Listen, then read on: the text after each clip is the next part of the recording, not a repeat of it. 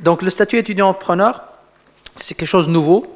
Il y a eu une réflexion au niveau du ministère sur ce statut à un certain moment, depuis 2018-2019, et finalement en novembre 2019, on a pu publier la circulaire qui organise tous les aspects de ce statut étudiant-entrepreneur. Alors, donc qu'est-ce qu'un statut étudiant-entrepreneur? C'est un statut spécial, particulier, qui est accordé à certains étudiants. Pas tous les étudiants, bien sûr, mais les étudiants qui sont porteurs d'idées de projets innovants. Parce qu'on sait très bien que quand l'étudiant a des cours et il est obligé de suivre ses cours, ainsi de suite, et s'il s'absente trop, il est pénalisé, il n'a pas l'accompagnement, le PFE ne peut pas, le projet ne peut pas compter en tant que PFE, ainsi de suite. Donc, on a travaillé sur différents aspects. Donc, ce statut permet aux étudiants entrepreneurs de bénéficier de différents avantages académiques, mais aussi d'autres formations, accompagnement, le networking qui est nécessaire pour un jeune entrepreneur. Pour cela, on a imaginé 3 niveaux de statut. Le statut de l'étudiant-entrepreneur initiateur, innovateur et puis promoteur. Et donc, ces 3 niveaux sont assez clairement définis. L'initiateur, c'est quelqu'un qui a juste une idée ou un embryon d'idée qui nécessite d'être peaufiné, d'être finalisé. Donc, c'est là où on accompagne peut-être la masse. Deuxième niveau, pour passer du premier au deuxième, ou bien pour être recruté, avoir le label innovateur, il faut que le plan d'affaires soit validé.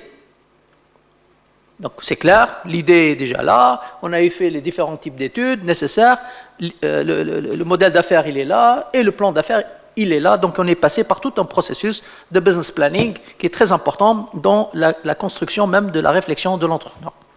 Le promoteur, c'est celui qui a déjà créé l'entreprise, ou bien qui a entamé la procédure de création par le dépôt des dossiers nécessaires. Donc vous voyez, cette démarche, on a enlevé toute subjectivité dans l'évaluation. Fact-based, plan d'affaires, création.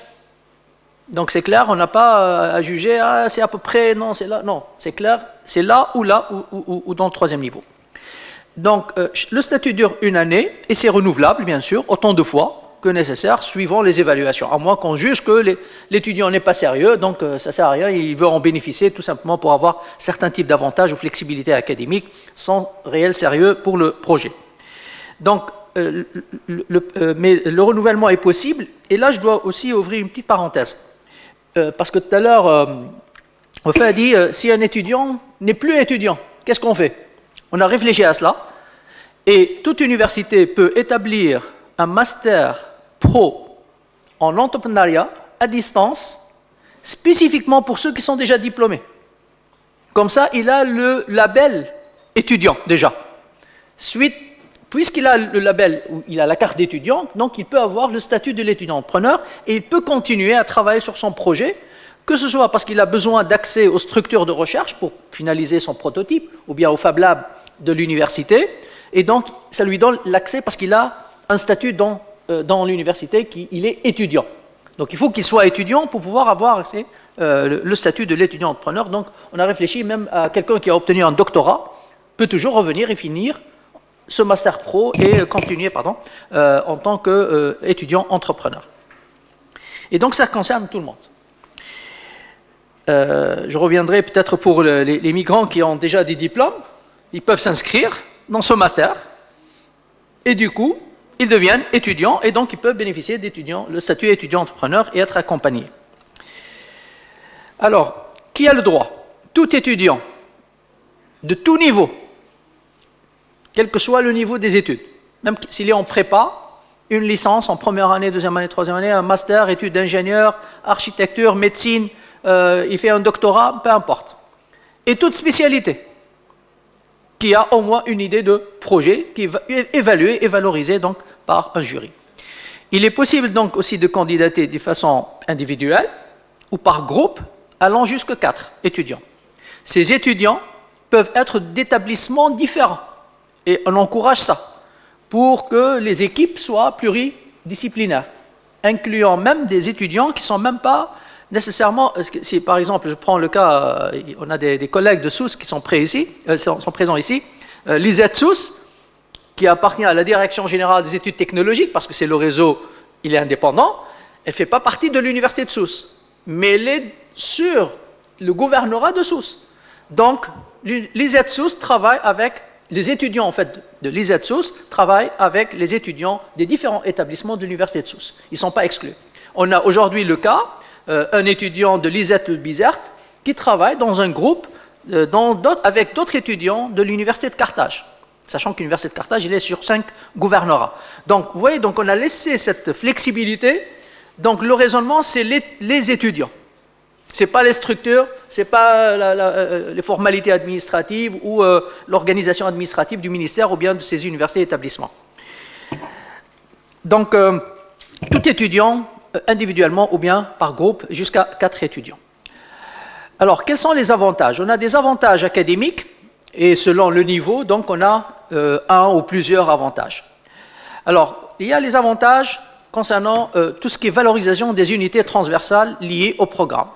Je suis étudiant en licence, en 3e année, j'ai le statut étudiant-entrepreneur, je n'ai pas besoin de suivre le cours d'entrepreneuriat. Parce que je travaille par ailleurs avec le pôle ou le 4C et je suis formé sur les mêmes aspects. Donc je peux valoriser et avoir la note et la mettre dans mon bulletin de notes sans avoir à suivre ce cours. Fournir aussi de la flexibilité nécessaire dans l'emploi du temps. Donner plus de flexibilité à ces étudiants. Si la marge tolérée est de 20% d'absence, on peut passer à un niveau plus élevé et c'est l'établissement et l'université qui le définissent. On n'a pas mis de règles. D'accord? On donne de la flexibilité et peut-être ces flexibilités peuvent être données dans certains modules et non pas d'autres. Donc vraiment, on laisse le choix au pôle de juger peut-être même au cas par cas. Un autre niveau d'avantage, c'est que le projet de fin d'études, on n'a pas besoin de le faire parce qu'on est sur la création d'entreprise, donc notre PFE, notre projet entrepreneurial, c'est notre PFE, ce qui n'était pas le cas avant. Statuer sur la qualité de l'étudiant entrepreneur dans la carte d'étudiant, donc c'est écrit sur la carte d'étudiant, qui est étudiant entrepreneur, ce qui lui facilite les accès aux structures de recherche et autres, mais aussi dans le supplément de diplôme qu'obtient l'étudiant à la fin. Il y a un document qui s'appelle le supplément de diplôme, donc dans lequel on met que cet étudiant a suivi le cursus d'étudiant entrepreneur aussi, au-delà de son cursus académique habituel. Ça, c'est pour éventuellement faciliter l'intégration dans le monde professionnel si jamais il a décidé de ne pas continuer son projet pour une raison ou une autre, et donc il cherche un emploi. Puis, un autre lot d'avantages ou de services, c'est les formations et les accompagnements. Donc l'accompagnement et encadrement personnalisé par des encadrants académiques et professionnels. Si on passe au niveau, par exemple, promoteur, c'est là où on a la présence de professionnels de plus en plus. Si on est initiateur, on est plus dans la réflexion, donc peut-être moins d'accompagnement individuel par les professionnels. Si on est dans l'innovateur, un certain niveau de professionnalisme est nécessaire pour établir son plan d'affaires. Donc, c'est le dosage de l'intégration ou de l'accompagnement par des professionnels varie du niveau.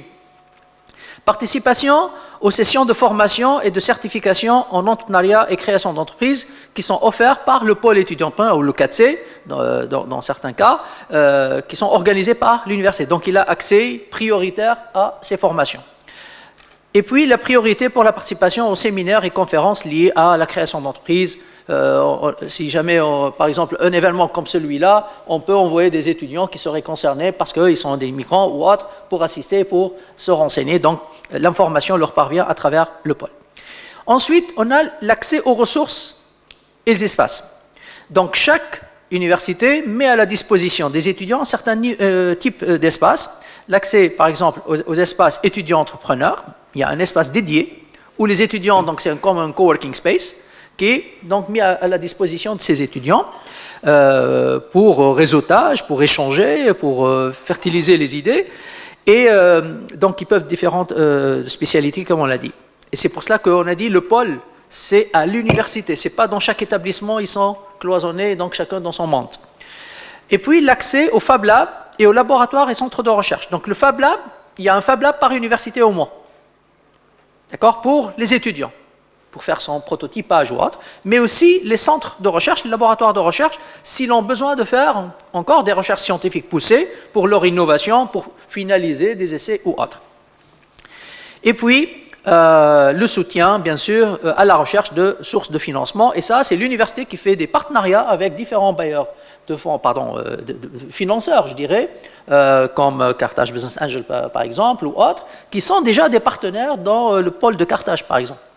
Et l'autre jour, j'étais avec eux pour le lancement, pour l'attribution du label, et j'ai vu de mes propres yeux le président du Carthage Business Angel identifier un entrepreneur déjà, et il est allé lui parler, et déjà pour l'accompagner et le financer. D'accord ? Voilà. Comment valoriser donc les unités? Bon, ça, je vais parler, ça c'est purement académique. Ça, c'est le site de 4C.1, donc où on a tout un travail d'amélioration encore qui va démarrer demain d'ailleurs, avec un financement d'un bailleur de fonds partenaire. Quels sont les critères pour sélection des étudiants? Vous allez voir que vraiment il y a un critère obligatoire: idée de projet claire et innovante. C'est tout. Un autre critère, aucun critère n'est éliminatoire, sauf c'est l'idée de projet. Ensuite, critères optionnels qui peuvent nous aider à classer les étudiants. Si jamais il y a une capacité bien déterminée, c'est l'appartenance à des clubs, des associations, donc il y a cet esprit d'initiative et de participation à la vie de l'établissement, lettre de recommandation du centre 4C ou de son établissement parce que c'était un étudiant qui a été impliqué dans certaines activités, attestation de formation ou de certification, maîtrise de la langue française et anglaise, parce qu'on sait très bien que la communication et l'utilisation des langues, c'est un élément assez important. Puis, quels sont les critères d'évaluation? C'est vraiment l'initiateur pour le passage, le statut innovateur, c'est le business plan, et l'autre, c'est la création de l'entreprise, comme je l'ai dit tout à l'heure. Voilà, je pense il y a encore, voilà, il y a le pôle étudiant-entrepreneur, c'est quoi? En fait, nous avons les 4C, les centres de carrière, certification de compétences, jusqu'à maintenant, ils sont dans 160, on a 160 ou 170 à peu près, dans différents établissements et dans 11 universités. L'idée, c'était que l'étudiant-entrepreneur soit dans le 4C. Puis, on s'est rendu compte que le besoin de l'étudiant qui cherche un emploi n'est pas le besoin de l'étudiant qui est entrepreneur. Donc, on a fait une sorte de segmentation.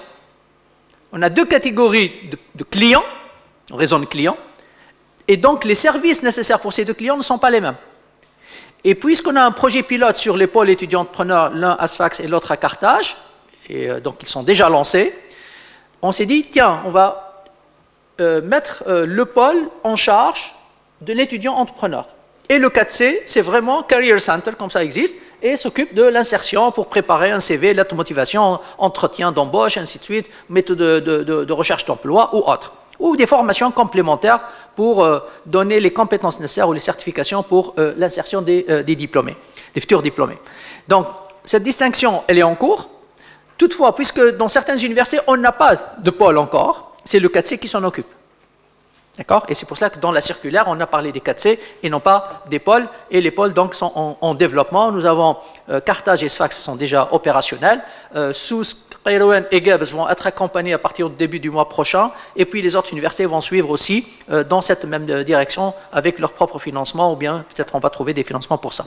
Donc tous les étudiants seront concernés, sans exclusion, et y compris les étudiants étrangers. Et on a eu les cas déjà d'un étudiant africain à Bizerte qui était dans l'un des groupes entrepreneuriaux dans la promotion qui est terminée, la deuxième vague à l'université de Carthage, et donc il a bénéficié de tout l'accompagnement, toute l'activité d'accompagnement et qui était offerte par le pôle étudiant entrepreneur.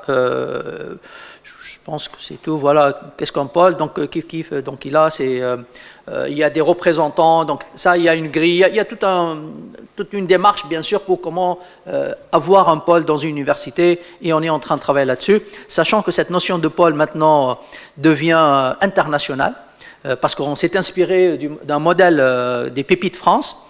On a testé ça en Tunisie et au Maroc, aussi il y a une expérience libanaise.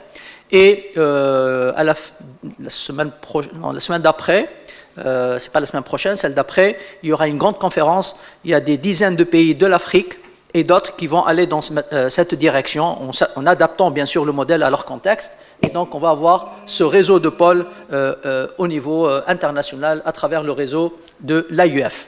Et voilà, et merci pour votre attention.